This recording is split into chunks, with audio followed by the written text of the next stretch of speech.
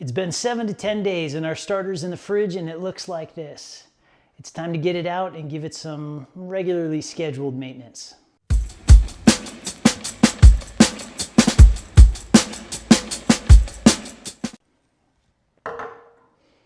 I've got 3 jars of starter, and this one with the red rubber band, this is our starter from the Starting Your Starter series of videos. It's in the starter playlist. This starter was made so it's been in the fridge for 10 days. It's close to 3 weeks old. And we made this starter over the course of a 7-day period. And then after making our first 2 loaves of dough, or batches of dough for our first 2 loaves of bread, I fed it, I put it into the refrigerator to slow down its activity, which makes it possible to just kind of leave it alone. It's been in there for 10 days and it needs to be fed because every 7 to 10 days it needs to come out, get some exercise, regularly scheduled maintenance, just to keep it healthy. This other one went in 4 days after it. And if I'll show you what it looks like in the jar here, kind of side by side. They look a little bit different. This one's got a little bit darker liquid to it and a little bit more liquid, my regular one, yellow rubber band, than the one that's 10 days old. And I say 7 to 10 days knowing that somebody's gonna push it out to 14, and that's fine. What is this? This is unfed for 1 whole year. This guy just crossed his 1-year birthday. He's been in the back of the fridge. Every time you open the fridge, there's this ugly guy back there. And it has a full-on layer of hooch. Get a shot of what this guy looks like inside, and you can kind of see the difference between the 3. 10 days, 14 days, 1 year. And this guy that's a year old is not a lost cause yet. I'm gonna bring him back to life. Not today though, that's a different video. Some other time. These 2, what are we doing first? So step 1 right now is tempering. It's noon. And all we're doing is taking them out of the fridge. We're gonna mix in the little bit of liquid that's on the surface and incorporate it back into the starter. I'm gonna do that with both of these. We're gonna just work them side by side, this brand new starter and then mine that I've had for 12 years. Tempering's really important. So what does cold do? It slows down our starter. It makes it so we can make this, how would it fit into your week? Like once a week baking, like if you're baking on the weekends and you take it out, we fire it up, you make bread on the weekend, you put it away for the rest of the week until the next weekend. This eliminates daily feedings. This makes it so you don't have to do discards and feedings because you're not baking bread.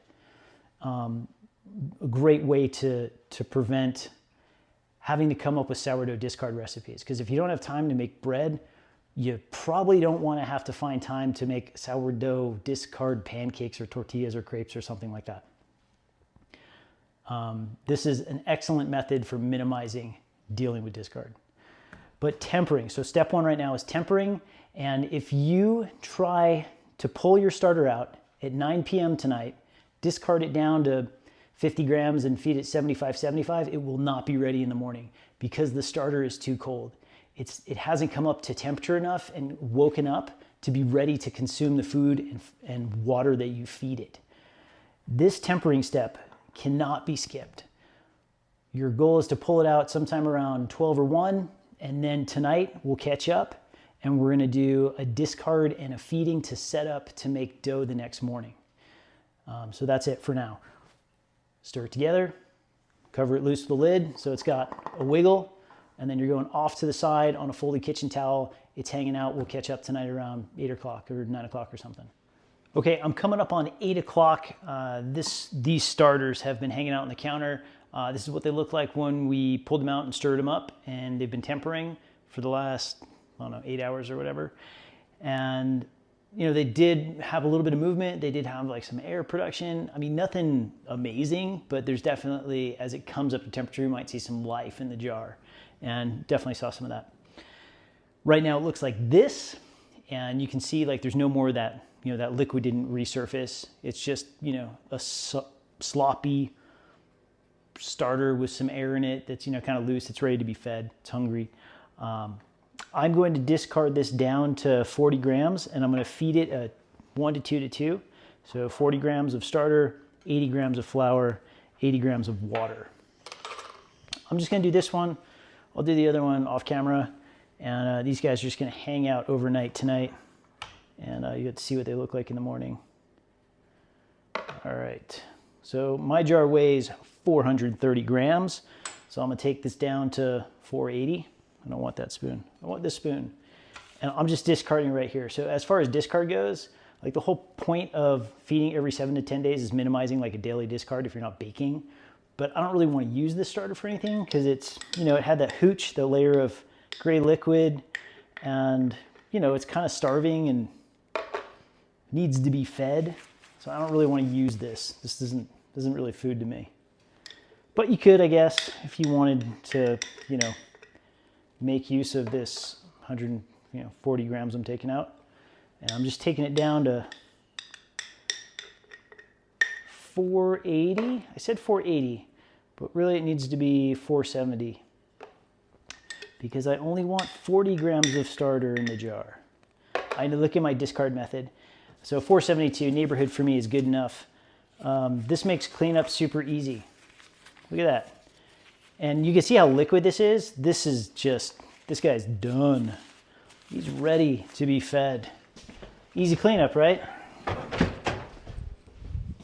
And now, if you've watched my starting the starter videos, I like to go water first because it puts the starter into solution, and then it makes it easy to distribute the starter, or the flour and the starter and everything all together, and, you know, make sure it's thoroughly combined. So that's what I'm doing. So I scrape it all down so it's in the bottom. My water's pre-measured, 80 grams. Get my towel so I'm not so noisy.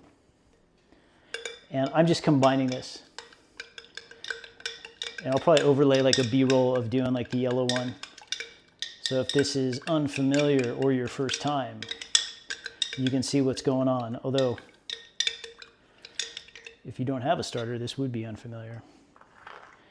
Anyway, I've got 80 grams of bread flour. That's what I'm feeding this guy. I had to divide it in 2 portions because that's how it fits. And I'm just combining it. I'm not trying to like vigorously mix it and like develop gluten or anything, but definitely want to make sure there are no water puddles, flour pockets, or whatever. So now I have approximately 200 grams of starter in the jar. And I'm going to scrape it down. We'll mark the level with the rubber band. And we're done for tonight. And tomorrow morning, so it's 8 o'clock right now, and I just fed it at 1 to 2 to 2. I'll probably bake it like 7. And, you know, that's like a 11-hour feeding window. And it's pretty cold here, so it'll probably take that long to get fired up and be ready to make some dough. And let's see, is that honest? Somewhere in that neighborhood. Cool. Okay, lid on loose because it's going to produce some gases. I want those gases to escape. And it's going on folded kitchen towel. And you'll see this guy in the morning and see what kind of activity we've got. I'll do the other one, and yeah, I'll see you in the morning. This morning I woke up and the starter that we fed at about 8 o'clock last night looked like this. And this is at about 6:30, so not exactly camera ready, so we're doing some A-roll now. We're just talking over this. Both of these starters have expanded. You can see the one with the yellow rubber band, my starter I've had for 12 years. It's got a little bit more air in it. It looks more full of life. They're exactly the same amount, fed the same amount. The red one's just this brand new one, so not quite the same response, but still both of these have, you know, doubled, tripled in volume. They're ready to do something. And you have a couple choices here. Got something cooking. So you have a couple choices here, and I know I have 2. You're gonna have 1. And you're gonna decide, do you wanna make dough and take 160 grams out? Because I set myself up for myself with my math that I'm gonna need 160 grams of starter to make my 2 batches of dough, which are in this bowl. We did this morning. And if you make dough, the starter will be removed. It will go in the bowl. You'll mix your batch of dough, and then you'll have left over 40 grams-ish neighborhood in the jar. You can leave that starter out on the counter until the nighttime and feed it again. So I'm gonna feed this. This is the new one, and I just wanna give it, smells nice, just a little bit more action. And I'll probably end up just using this up and getting rid of it because I have other starters. But that's an option. You mix your dough, you take your 40 grams that are left over. Tonight you feed it a 1 to 2 to 2, so 80 grams of water, 80 grams of flour. The next morning, you'll see the same reaction. You know, it's gonna double, triple in the jar, and then you can make dough again. That can go on and on and on forever. What if you don't wanna do that? What if you just wanna make dough one time? Well, you'd mix your 160 grams into your bowl, and then you'd take that leftover 40 grams of starter, and you would feed it. And I like this 1 to 2 to 2 ratio, and it's math that's gonna bring me up to 200 grams of total starter. So you mix your dough, you've got your leftover starter, you add your 80 grams of water, your 80 grams of flour, you mix it together, mark the level, scrape down the sides, mark the level, lid on, kind of loose, and it's going in the fridge. And now it's safe for 7 to 10 days. Like this is you wanna bake once a week and you don't wanna discard and you don't wanna manage it. Refrigerator method, right? So that's an option. The third choice, you don't wanna make dough. Like you don't want to make bread. It's just 7 to 10 days and you need to do regularly scheduled maintenance. Cool, no problem. You're going to discard down to 40 grams and feed it 80 and 80. Mix it together, scrape it down, mark the level with a rubber band. It's a good idea to put a date on it. Put the lid on kind of loose and it goes in the fridge. And then the question that you're gonna have is, well, why didn't we just do that last night? And that's a good question, but what I want to happen is I want the starter to, if you're choosing that, like you're not making bread, like why not put it away last night when we fed it? Because I want it to have that exposure to time and temperature and for it to be fed and to respond and become active and alive. I feel like you can maintain a much healthier starter if it gets a chance to get some of that exercise. I know we discarded last night, but that's old starter that needed to go in the trash anyway. You weren't gonna make anything with that. This fresh one, you're choosing not to make dough, so your call. And if you don't wanna make dough, chances are you don't wanna make sourdough discard tortillas out of this discard anyway. So you are gonna throw it away. It really, using this refrigerator method makes it so you're not throwing it away on a daily basis. I wouldn't feel super bad about it, but if that's how it fits into your life and that's how you have to take care of your starter, then so be it. I wouldn't want to take the elitist kind of approach of throwing away starter on a daily basis because I feel like that is wasteful, but we're minimizing how much stuff you throw away. And if you're buying a 50 pound or 100 pound or 25 pound bag of flour, the amount of starter that you're throwing away, its value in terms of flour is really just a couple pennies. What else? So yes, that is why we didn't just feed it last night and put it in the fridge. We want it to become active and we want it to be a healthy starter. So now I've got dough working. I did both things. I have starter that went back in the fridge. My main starter, I've had it for like 12 years and it will stay in there for probably another 10 days. And you know, you can push it out to 14 and it'll have to come out and it'll have to get fed. Whether you decide to make bread is up to you, but that's how you manage your starter with the refrigerator, slowing everything down with refrigeration. And I know you noticed in that picture, that little tiny jar, this guy.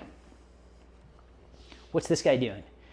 This is the micro method, and there's a video on how to manage your starter with the micro method. It's different. You do have to feed it, you do have to discard, but it's just a little bit. So link in the description, that's a different way to manage your starter on a daily basis where you can build a stronger, more robust, resilient, culture of microbes and bacteria and yeast.